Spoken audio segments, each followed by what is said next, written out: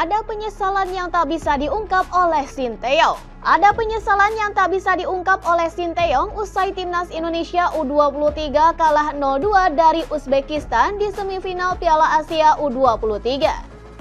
Ketimbang memikirkan penyesalan tersebut, Sinteyong sendiri lebih memilih memendamnya dan fokus kembali ke perebutan posisi ketiga karena Timnas Indonesia U23 masih berpeluang lolos ke Olimpiade Paris. Dalam pertandingan yang akan berlangsung di Stadion Abdullah bin Khalifa Doha, Qatar pada hari Senin 29 April 2024 malam waktu Indonesia Barat. Secara keseluruhan, skuad Garuda Muda memang kalah segalanya dari Uzbekistan.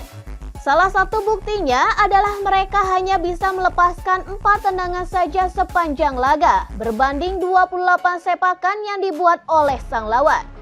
Namun meskipun demikian, Sinteyong mengapresiasi perjuangan anak buahnya yang telah mencapai semifinal Piala Asia U23, meski berstatus sebagai debutan. Dia pun mengakui bahwa Uzbekistan memang bermain lebih baik daripada pasukannya. Pertama, saya mengapresiasi perjuangan tim dan para pemain saya, tapi Uzbekistan memang bermain baik dan menunjukkan semangat yang hebat, kata Sinteyong dalam konferensi pers pasca laga pada hari Selasa 30 April. Lebih lanjut, ia pun mengakui menyesalkan beberapa hal dalam kekalahan timnya tersebut, tetapi dia enggan untuk mengungkapkannya. Pelatih asal Korea Selatan itu lebih ingin fokus mempersiapkan timnya lagi karena masih ada peluang bagi mereka lolos ke Olimpiade Paris 2024 meski gagal melangkah ke final Piala Asia U23.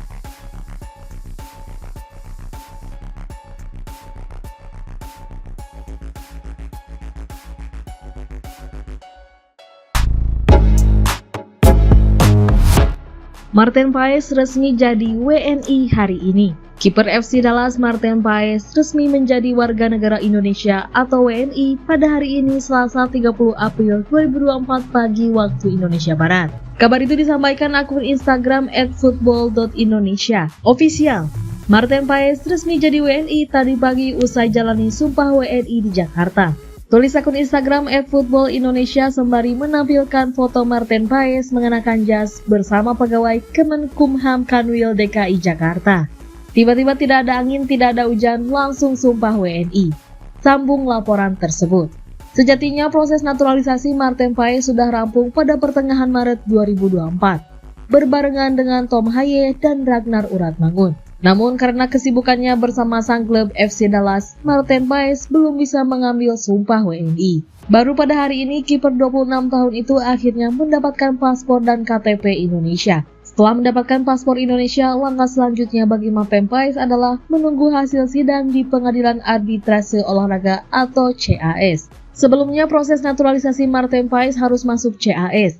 Karena kiper yang satu ini dinilai melanggar persyaratan artikel 9 ayat 2 peraturan FIFA soal pergantian asosiasi. Di dalam artikel itu berbunyi seseorang bisa berganti tim nasional jika berusia di bawah 21 tahun saat terakhir kali membela sang tim nasional pertama, baik di level junior maupun senior dalam pertandingan resmi. Sang pemain juga wajib lebih dari 3 tahun tidak membela sang tim nasional, plus tidak mempunyai caps lebih dari 3 kali. Jika proses di CAS berjalan lancar, Marten Paes diharapkan bisa turun pada Juni 2024. Pada 6 dan 11 Juni 2024, Timnas Indonesia akan menjamu Irak dan Filipina di 2 laga sisa grup F kualifikasi Piala Dunia 2026 zona Asia.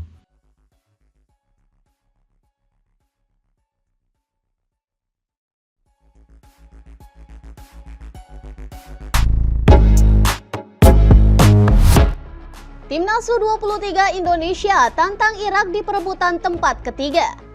Timnas U23 Indonesia akhirnya resmi menantang Irak dalam laga perebutan tempat ketiga di Piala Asia U23. Hal itu sudah terkonfirmasi melalui hasil pertandingan antara Jepang dan Irak di semifinal kedua Piala Asia U23. Hasil pertandingan tersebut hanya berselang beberapa jam saja pasca laga antara Timnas U23 Indonesia dan juga Uzbekistan.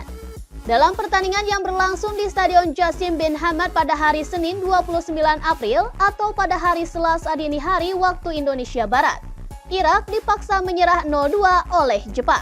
Tim Samurai Biru mampu menjinakkan Irak dalam 2 gol sekaligus yang dilesakan di babak pertama. Dan untuk Irak, mereka akan menjalani duel melawan timnas U23 Indonesia pada perebutan tempat ketiga. Pertarungan kedua tim ini pun akan tersaji di Stadion Abdullah bin Khalifa pada hari Kamis 2 Mei mendatang pukul 10:30 malam waktu Indonesia Barat.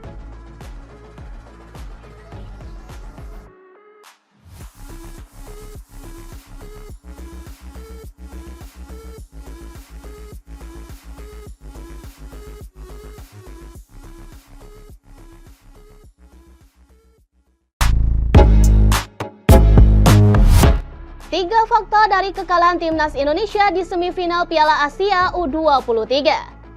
Timnas U23 Indonesia tumbang 0-2 di tangan Uzbekistan dalam semifinal Piala Asia U23. Laga Timnas U23 Indonesia versus Uzbekistan dalam jadwal Piala Asia U23 bergulir di Stadion Abdullah bin Khalifa pada hari Senin 29 April kemarin. Sepasang gol Uzbekistan yang bersarang ke gawang Timnas U23 dikemas oleh Hussein Nurkaev di menit ke-68 dan Pratama Arhan di menit ke-86 gol bunuh diri. Dan terdapat 3 fakta dari kekalahan Timnas U23 Indonesia dari Uzbekistan. Yang pertama, ada catatan apik di Stadion Abdullah bin Khalifa terputus. Kekalahan dari Uzbekistan membuat catatan manis selalu menang Timnas U23 Indonesia di Stadion Abdullah bin Khalifa itu terhenti. Sebelumnya, Timnas U23 Indonesia menang dalam 2 laga fase grup menghadapi Australia dan Yordania di Stadion Abdullah bin Khalifa. Dan satu kemenangan lainnya yang dikemas Timnas U23 Indonesia di stadion berkapasitas 12.000 penonton itu saat menumbangkan Korea Selatan melalui babak adu penalti. Yang kedua ada Rizky Ridho, terkena kartu merah dalam laga kontra Uzbekistan. Ia mendapatkan kartu merah karena melakukan pelanggaran keras terhadap Jasurbek Jaloliddinov. Wasit pun memberikan kartu merah langsung kepadanya setelah melihat tayangan video assistant review atau VAR. Yang ketiga ada Uzbekistan yang mempertahankan catatan tanpa kebobolan. Kemenangan melawan Timnas U23 Indonesia membuat Uzbekistan menjadi tim yang belum pernah kebobolan dalam Piala Asia U23. Dan sejauh ini mereka selalu menuai clean sheet dalam 5 laga dan mampu mengemas total 14 gol di Piala Asia U23 2024.